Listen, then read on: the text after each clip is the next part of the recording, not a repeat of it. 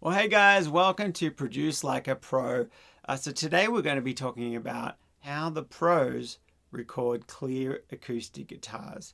This is a big one, and I'm a big guitar player. If you know me already, you know that I learned many instruments before I could, before I could walk. I always say I learned piano before I could walk, and so then I switched to different instruments. I went to did gosh, how many? I did clarinet, I did drums, I did bass, I did flute for a little bit, I did violin, and then eventually trumpet, and eventually and saxophone. All these ones I remember. Eventually, about 12, at the age of 12, 13, I started learning guitar, and I was like, this is the one I want: acoustic guitar, electric guitar. I want to be a guitarist, and so that's what I really focused on. And I spent hours and hours learning that and crafting it and getting better at that. And so one of the things I learned was how to record clear guitars, how to record good acoustic guitars that sounded like pros, like sounded like a pro recorded. And these are the tips. These are the things I've learned, and these are some of the main things that that you need to know. So let's just dive into it. Number one, make sure the room is quiet. There's nothing worse than having a great acoustic guitar and having a great microphone. Everything's ready to go, but you forgot to turn off the AC or the heater, or maybe you didn't close a window and there's birds chirping outside. Maybe you closed a window and there were sirens playing or sirens going in the street, and you've got to make sure it's a quiet room, because whenever you have one of these microphones going, it picks up everything. And the more expensive the microphone, the more higher grade microphone, the more it's going to pick up. It's going to pick up everything. And so making sure that the room is quiet is a big deal. I live in Colorado here right now, and I have in the corner of my room I have a humidifier, and sometimes I've made the mistake. I put the headphones on, and I record a quick little acoustic pass, and then I hear the as it kind of does the fog thing, and it's like, I'm gonna have to re-record that part. And so it's very important to keep your room quiet. And some of the culprits of the noise is obviously, we talked about heaters, air conditioners, humidifiers, sirens, birds, but your computer fan. So that's a big one. Now, so you might always have to. I actually have my computer in the closet, and shut the door, and it's like you can't hear it. But you got to be careful. Sometimes that fan will turn on your laptop. It'll start to heat up and it'll turn on, and it's loud. So you have to work out a way around it. And there's always ways around it. You can get an extension. You can set up a different monitor, and if you're on a laptop, you could set up the laptop in another room and run a extension, into another monitor. That's one way. Making sure it's cool. That's another way.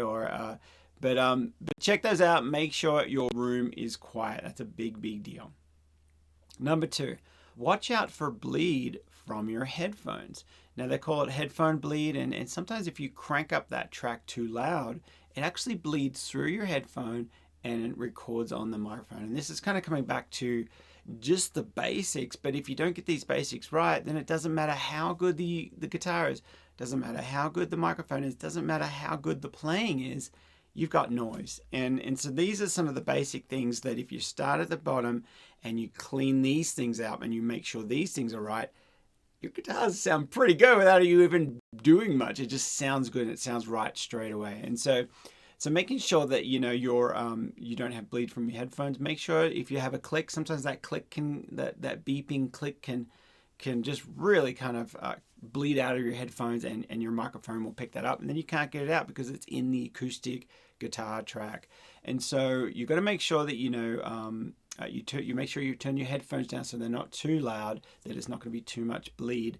And then also, one thing that I do is during the quiet times, I might even go into my track and automate those clicks to tone down a little bit. So, and I always say, if you don't need a click, like maybe a down part of the song, like a quieter part of the song, maybe you can throw a shaker in there. If there's going to be a shaker in the mix, then maybe put a shaker in your track that you're listening to, and turn that down a little bit, and then play to that. And so those are some great ways to kind of eliminate that headphone bleed, because it's going to be there. The louder you turn up your headphones, the louder it's going to be. You're going to hear that bleed, or it's going to have a chance of getting through. And then also, that brings up a conversation about open back headphones, and they obviously just bleed. They're supposed to be open back, so you got to make sure you get closed back headphones. But we're not going to talk about that right now. But just make sure you've got the right headphones that are closed back, and it's nice and quiet. If you're really having a bit of a problem, in-ear monitors are even better. But you should be able to. I use closed back headphones all the time, and I just turn it down a little bit, and it's fine. All right, so number 3, proper gain staging, or the recording levels. So this is a big deal. Let's come back to some of the noise that we were just talking about. If you record and it's at a really quiet volume, and you didn't record at a loud enough volume, you recorded too softly, the gain staging wasn't very good and it was very low, guess what you're going to have to do? There might be a little bit of noise in there. Guess what you're going to have to turn it all up. You're going to end up turning up all that noise, and it's just going to be really noisy. You're going to hear the hisses or any noise. You're going to be able to hear it so loud. And so making sure you have proper levels or proper gain staging means that when you record, make sure it's the meters. Make sure that you're getting a good volume where it's like, maybe I always say about 75% is kind of the good number. As you get better, you can start dialing it up even more.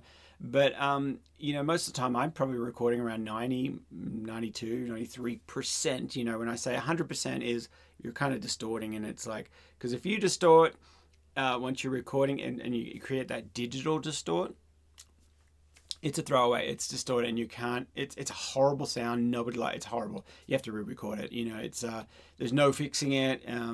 You can kind of try to fix it, but you need to get it right from the beginning. That's what I always talk about: getting the fundamentals right, getting it right from the beginning.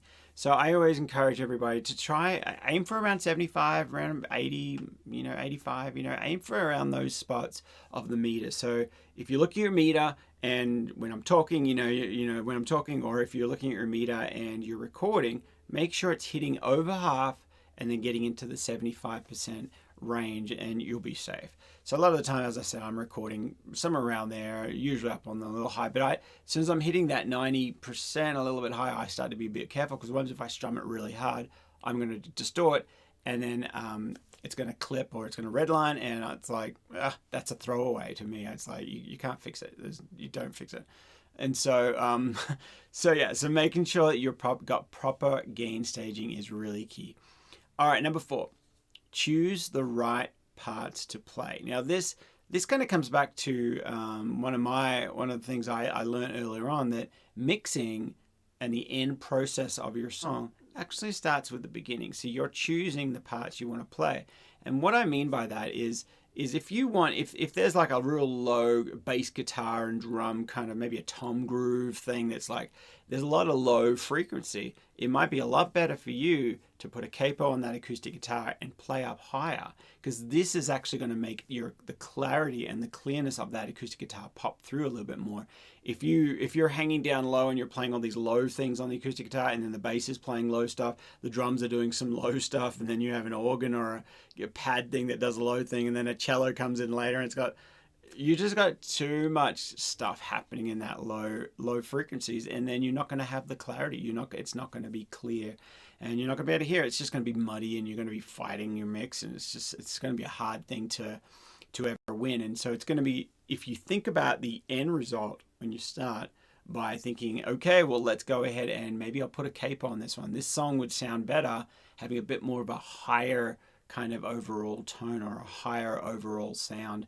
That would be the key to kind of keep everything balanced. Mixing at the end stage, or a well balanced song, or everything, when everything's clear and heard, is because every part has a spot on the frequency range. And so keeping that in mind, that's a really big key. So awesome, guys. So the last one I just want to let you guys know is, if you want access to my complete Produce Like a Pro course, then follow the link below.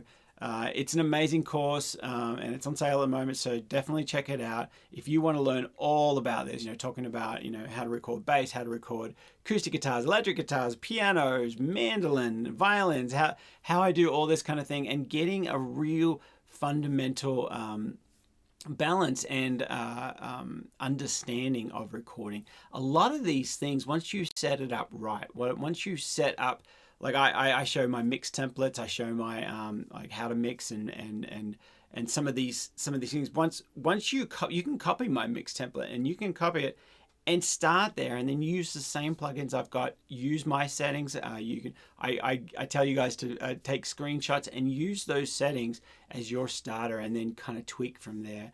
So I go through in how to produce like a pro. I go through everything that you need to know to be successful. And my students are already getting success. They're already getting placements. As I'm recording this, last week one of my students just got 3 placements. So it's really cool. So check that out, and if you've got any questions, reach out to me. I'm always here. This is my space. I love this, and I could talk recording and gear all day long. So I love it. So thanks for hanging out with me, and yeah, I'll see you in the course. All right, later.